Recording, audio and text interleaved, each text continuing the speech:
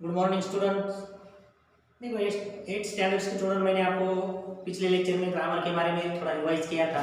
तो उसमें जो भी कुछ बताया था मैंने, सबसे पहले संज्ञा संज्ञा के जो शब्द के जो भेद है उसके बारे में भी मैंने आपको जानकारी दी। संज्ञा यानी कि नाउन, प्रोनाउन, एडजेक्टिव, इसके बारे में मैंने आपको जानकारी दी। संज्ञा किसे कहते हैं, संज्ञा के कितने भेद होते हैं, सर्वनाम सर्वनाम के कितने भेद होते हैं, उसके बारे में भी मैंने आपको जानकारी दी। विशेषण विशेषण के भेद, उसका वाक्य में प्रयोग किया कैसा किया जाता और कैसे पहचानने का उसको, ये भी मैंने आपको बताया। क्रिया भी बताया मैंने आपको उस लेक्चर में, क्रिया के कितने रूप होते हैं और क्रिया किसे कहते हैं।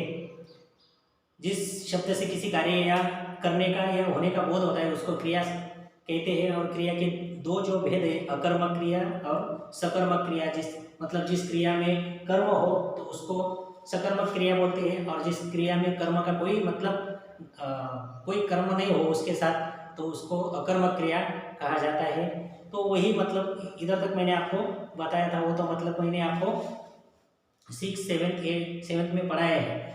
और आज जो है क्रिया के काल, ये जो है थोड़ा इम्पोर्टेंट, यानी कि इससे आगे जो भी कुछ चैप्टर है वो इम्पोर्टेंट है। तो इसके आगे मैं आपको विसर्ग, उपसर्ग और उसके प्रत्यय, और उसके बाद विराम चिन्ह, वाक्य के प्रकार, रचना के अनुसार और अर्थ के अनुसार वाक्य के जो प्रकार है वो पढ़ाने वाला हूँ। आज जो है क्रिया के काल, वो भी मैंने आपको पढ़ाया है, 7th स्टैंडर्ड में पढ़ाया है मैंने आपको, शायद याद होगा आपको। तो क्रिया के जो काल है, मुख्य जो काल है, ये 3 काल है क्रिया के काल। सबसे पहले वर्तमान काल यानी कि प्रेजेंट टेंस, भूतकाल यानी कि पास्ट टेंस, और भविष्य काल यानी कि फ्यूचर टेंस। ये जो है ये हर एक लैंग्वेज में ये तीनों काल रहते हैं और उसका प्रयोग किया जाता है हर एक सेंटेंस में। क्योंकि मैंने पहले ही कहा है आपको कि grammar is the soul of the language. तो ग्रामर के लिए, वाक्य रचना तैयार करने के लिए, वाक्य में जो भी कुछ क्रिया है, जो भी कुछ सब्जेक्ट ऑब्जेक्ट जो भी कुछ है, वो उसको इकट्ठा किया जाता है और उसका वाक्य रचना तैयार की जाती है। और वो वाक्य जो है कौन से काल में है, ये आपको समझने के लिए ये काल बहुत इम्पोर्टेंट है, टेंस बहुत इम्पोर्टेंट है। सबसे पहले वर्तमान काल, जो आप अभी जो चल रहा है उसको वर्तमान काल कहते हैं। जो पीछे हुआ है, हो चुका है, जैसे कि पास्ट हिस्ट्री, उसको भूतकाल कहते हैं। और जो होने वाला है, उसके आगे जो होने वाला है, उसको भविष्य काल कहते हैं। ये तीनों काल जो है और उसके भेद जो है, यानी कि उप प्रकार जिसको कहा जाए, उसके प्रत्येक के 3 उप प्रकार यानी कि भेद है। तो सबसे पहले मैंने आपको क्रिया के काल के बारे में बताता हूँ। तो क्रिया के जिस रूप से किसी कार्य करने या होने के समय का बोध होता है उसे काल कहते हैं। काल ये शब्द में ही समय, काल मतलब समय का बोध होता है। कोई भी काल आप जब पढ़ते हैं तब समय का बोध उसमें निश्चित रूप से आपको देखने को मिलेगा। जैसे कि राजा ने चारों बेटियों को अपने पास बुलाया, लड़का पिताजी को पानी पिला रहा है, इन्हें अपराध के अनुसार दंड देंगे। देखो, हर एक सेंटेंस अलग अलग काल के हैं। राजा ने चारों बेटियों को अपने पास बुलाया, प्रेजेंट टेंस। लड़का पिताजी को पानी पिला रहा है, प्रेजेंट टेंस। इन्हें अपराध के अनुसार दंड देंगे, फ्यूचर टेंस। पहले वाक्य में क्रिया हो चुकी है। देखो, पहला जो सेंटेंस है, राजा ने चारों बेटियों को अपने पास बुलाया, उस सेंटेंस में क्रिया हो चुकी है। बुलाया, बुला रहे हैं, बुला चुके हैं, ये नहीं, बुलाया। ये जो शब्द है बुलाया, इस शब्द से समय खत्म हो चुका है। क्रिया जो है, इस सेंटेंस की जो क्रिया है, इस वाक्य की जो क्रिया है, ये अभी अभी खत्म हो चुकी है। दूसरे वाक्य में क्रिया हो रही है, पूरी हो चुकी नहीं, हो रही है। कौन सा सेंटेंस? लड़का पिताजी को पानी पिला रहा है, पिलाया नहीं, पिला रहा है, पिलाया चुका नहीं, पिलाने वाले हैं, पिला रहा है। इस क्रिया जो है चल रही है उसमें। और तीसरे वाक्य में क्रिया होने वाली है, यानी कि इन्हें अपराध के अनुसार दंड देंगे, देंगे, अभी दिया नहीं, दिया चुका नहीं। तो इस सभी वाक्यों में हमें क्रिया के होने का समय का ज्ञान होता है। क्रिया होने का समय का क्या होता है? ज्ञान होता है, बोध होता है। ज्ञान होता है यानी कि बोध होता है, उसको क्रिया के काल कहते हैं। क्रिया के जिस रूप से किसी कार्य करने या होने का समय का बोध होता है उसे काल कहते हैं।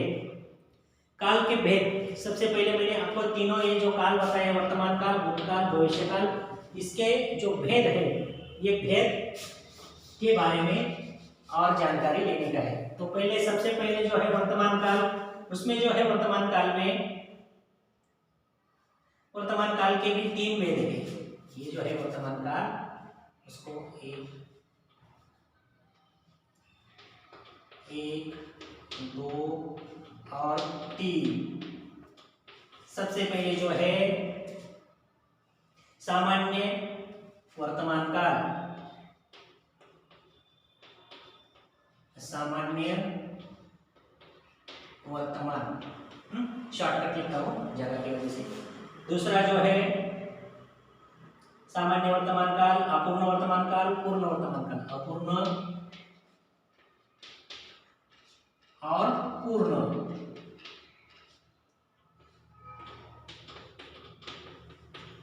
देखो वर्तमान काल के प्रमुख 3 भेद है, यानी कि वर्तमान काल के सामान्य वर्तमान काल, अपूर्ण वर्तमान काल और पूर्ण वर्तमान काल। वैसे ही मतलब भूतकाल के भी 3 भेद है और भविष्य काल के भी 3 भेद है। सामान्य, अपूर्ण और पूर्ण। अपूर्ण, पूर्ण, ये भी मतलब उसके भी मतलब 3 भेद है।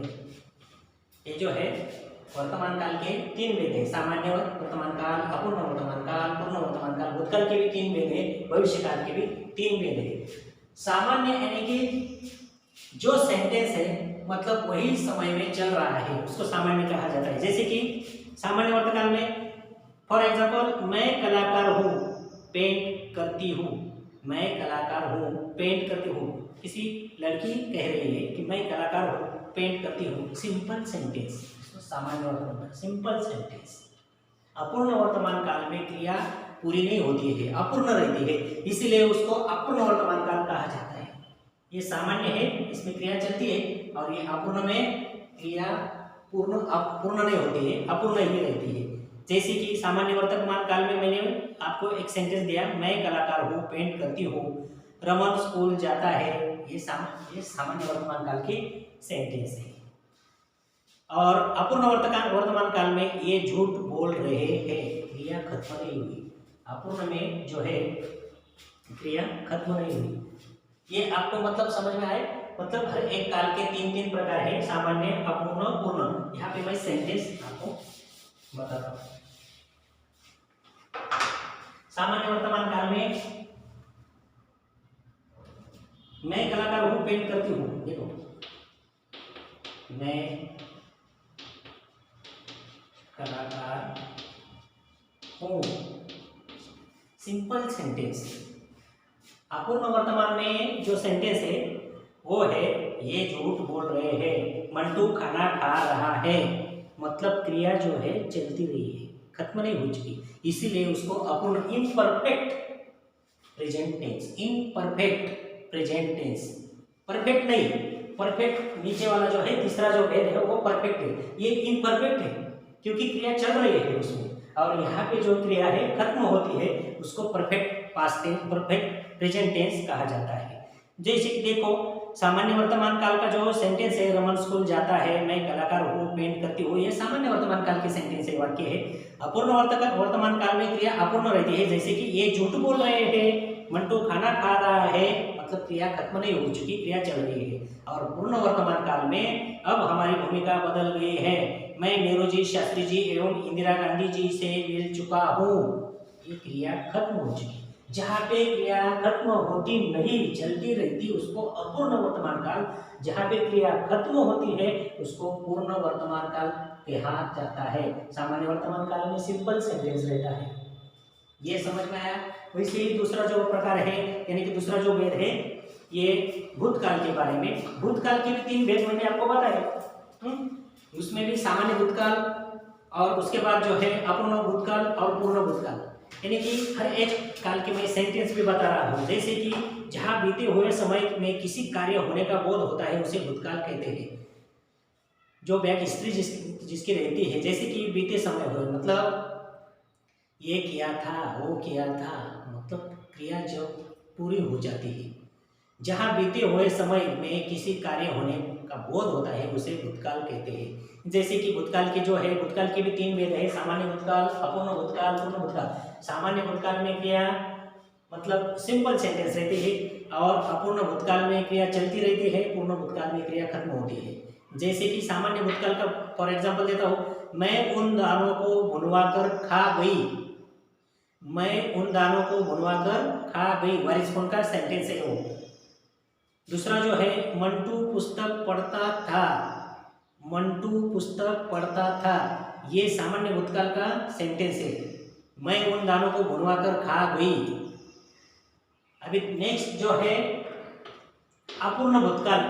अपूर्ण भूतकाल के बारे में, रजा साहब की सिर्फ सांस चल रही थी। रजा साहब की सिर्फ सांस चल रही थी। मंटू पुस्तक पढ़ रहा था, पढ़ चुका नहीं, पढ़ रहा था, यानी कि इम्परफेक्ट एक्शन। इम्परफेक्ट, परफेक्ट नहीं। परफेक्ट नीचे वाले जो भेद है उसमें दी जाती है। जो क्रिया है, क्रिया चलती रहती है, क्रिया खत्म होती है तब पूर्ण वर्तमान काल, पूर्ण भूतकाल, पूर्ण भविष्यकाल। क्रिया जब चलती रहती है तो अपूर्ण वर्तमान, अपूर्ण भूत, अपूर्ण भविष्यकाल। और सामान्य वर्तमान काल में सिंपल सेंटेंस दिया जाता है, क्रिया उसमें खत्म होती है। अपूर्ण भूतकाल में मैंने आपको बताया, रजा साहब की सिर्फ सांस चल रही थी, मंटू पुस्तक पढ़ रहा था। पूर्ण भूतकाल में, पूर्ण भूतकाल का सेंटेंस बताता हूँ, देखो। रात तक दिल की धड़कन दुगनी हो चुकी थी। रात तक दिल की धड़कन दुगनी हो चुकी थी, एक्शन इज ओवर। मंटू पुस्तक पढ़ चुका था। मंटू पुस्तक पढ़ चुका था, एक्शन इज ओवर। तो मतलब इस पूर्ण शब्द में ही उसका अर्थ छिपा है। पूर्ण यानी कि फुल एंड फाइनल, यानी कि क्रिया खत्म हो जाती है। उसको पूर्ण वर्तमान, पूर्ण भूतकाल, वो मतलब एक ही तरीके के सेंटेंस रहते हैं, अलग अलग तरीके के नहीं रहते। भूतकाल के कुछ अन्य उदाहरण देखो। अलार्म शोर मचा रहा था। मानस पटल पर यादों की एक कतार सी लग गई। सभी लोग सकते में आ गए। रथ हरे भरे खेत के सामने आकर रुक गया, बारिश में। रथ हरे भरे खेत के सामने आकर रुक गया। डॉक्टर